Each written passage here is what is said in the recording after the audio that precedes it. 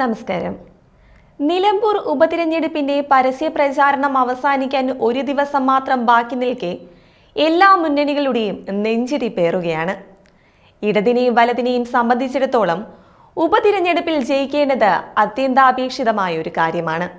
എന്നാൽ സ്വതന്ത്രനായി മത്സരിക്കുന്ന PV അൻവറിന്റെ സാന്നിധ്യമാണ് ഇപ്പോൾ ഇരു മുന്നണികളെയും നെഞ്ചിടിപ്പേറ്റുന്നതെന്നാണ് വിവരം.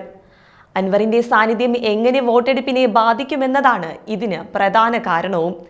എന്തെന്നാൽ നിലമ്പൂരിലെ ഇന്നലെ വരെയുള്ള സ്ഥിതി വെച്ച് നോക്കിയാൽ കറുത്ത കുതിരയായി പായുന്നത് PV അൻവർ തന്നെയാണ്. ഇന്ത്യൻ ക്രിക്കറ്റ് ഇതിഹാസമായ യൂസഫ് പഠാൻ ഇന്നലെ നിലമ്പൂരിലെ പ്രചാരണത്തിനെത്തിയപ്പോൾ ജനങ്ങളും ആവേശത്തിമിർപ്പിലായി. കോരിച്ചൊരിയുന്ന മഴയത്ത് പോലും ആവേശം ചോരാതെ അൻവറിനൊപ്പം ആയിരങ്ങളാണ് അണിനിരന്നത്. അത് നിലമ്പൂരും സാക്ഷിയായി. കൂടാതെ മൂന്ന് മുന്നണികളെ പോലെ തന്നെ പ്രചാരണ വാഹനങ്ങൾക്കും തിരഞ്ഞെടുപ്പ് കമ്മിറ്റി ഓഫീസുകൾക്കും അൻവറിന് കുറവൊന്നുമില്ല. ഒപ്പം മണ്ഡലത്തിലെവിടെയും അൻവറിന്റെ സാന്നിധ്യം നിറഞ്ഞു നിൽക്കുന്നുമുണ്ട്. അതിനാൽ തന്നെ സർക്കാരിനും മുഖ്യമന്ത്രിക്കും കുടുംബത്തിനും ഓഫീസിനുമെതിരായ ഗുരുതര ആരോപണങ്ങൾ ഉന്നയിച്ച് പ്രചാരണ രംഗത്തുള്ള PV അൻവർ ഭരണവിരുദ്ധ വികാരമുള്ള വോട്ടുകൾ ഭിന്നിപ്പിക്കുമോ എന്നതാണ് ഇപ്പോൾ UDF ക്യാമ്പിലെ പ്രധാന ആശങ്ക. അങ്ങനെ വന്നാൽ പ്രതിപക്ഷ പാർട്ടി എന്ന നിലയിൽ UDF സ്ഥാനാർത്ഥിക്ക് സ്വാഭാവികമായി ലഭിക്കേണ്ട വോട്ടുകൾ അൻവറിനായിരിക്കും ലഭിക്കുക. തന്മൂലം UDFന്റെ വോട്ട് വിഹിതം ഗണ്യമായി കുറയാനുള്ള സാധ്യതയുമുണ്ട്. കൂടാതെ ഇസ്രായേലിന്റെ ടെഹ്റാൻ ആക്രമണം വരെ ഇപ്പോൾ യൂസഫ് പഠാനിലൂടെ PV അൻവർ കരസ്ഥമാക്കുന്ന രീതിയിലാണ്.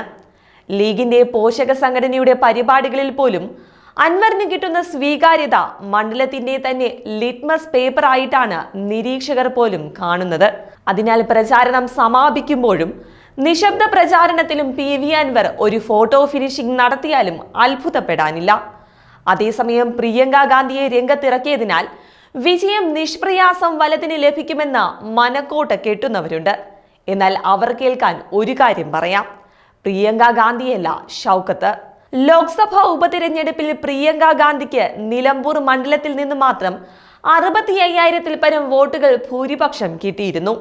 എന്നാൽ അത് നിയമസഭാ തിരഞ്ഞെടുപ്പിൽ ആവർത്തിക്കണമെന്നില്ല. നിയമസഭാ തിരഞ്ഞെടുപ്പിൽ ഇടത് വലത് മുന്നണികൾക്കിടയിലുള്ള വ്യത്യാസം അത്ര വലുതല്ലെന്ന് മനസ്സിലാക്കണം. അവിടെയാണ് PV അൻവർ പിടിക്കുന്ന വോട്ടുകളുടെ പ്രസക്തിയും വർദ്ധിക്കുന്നത്. അതിനാൽ ഭരണവിരുദ്ധ വോട്ടുകളിൽ നല്ലൊരു ഭാഗം PV അൻവർ പിടിക്കുകയാണെങ്കിൽ അത് UDFന്റെ വിജയ സാധ്യതയായിരിക്കും ബാധിക്കുന്നത്. സ്വതന്ത്രനായി മത്സരിക്കുന്ന PV അൻവറിന് 5,000 മുതൽ 8,000 വോട്ടുകൾ വരെ ലഭിക്കുമെന്നാണ് UDFന്റെ കണക്കുകൂട്ടൽ. എന്നാൽ ഈ കണക്കുകൂട്ടലും കടന്ന് അൻവറിന്റെ വോട്ട് വിഹിതം 10,000-ലേക്കോ അല്ലെങ്കിൽ 15,000-ലേക്കോ കടന്നാൽ UDFനാകും അപായ ഭീഷണി മുഴക്കുക. കൂടാതെ VD സതീശന്റെ ജമാഅത്തെ ഇസ്ലാമി അനുകൂല പ്രസ്താവനയുണ്ടാക്കിയ വിവാദത്തിൽ സമസ്ത അനുകൂലികളിൽ നിന്നും വോട്ട് ചോർച്ചയ്ക്കും സാധ്യതയുണ്ട്.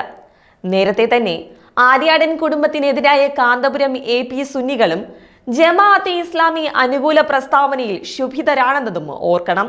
മുസ്ലിം സമുദായത്തിലെ ദുരാചാരങ്ങൾ പ്രമേയമാക്കി സിനിമകൾ നിർമ്മിച്ചതാണ് യാഥാസ്ഥിതിക മുസ്ലിങ്ങൾ ആര്യാടൻ ഷൗക്കത്തിനോട് അകലം പാലിക്കാനുള്ള പ്രധാന കാരണം. അതേസമയം PV അൻവർ നേടുന്ന വോട്ടുകളിൽ ഇടതുപക്ഷത്തിനും കടുത്ത ആശങ്കയാണ് ഉള്ളത്.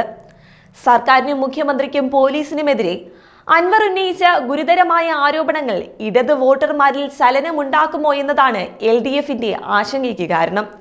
എന്തെന്നാൽ 9 വർഷക്കാലം മുന്നണിയെ പ്രതിനിധീകരിച്ച് നിലമ്പൂരിലെ MLA ആയിരുന്ന വ്യക്തിയാണ് അൻവർ.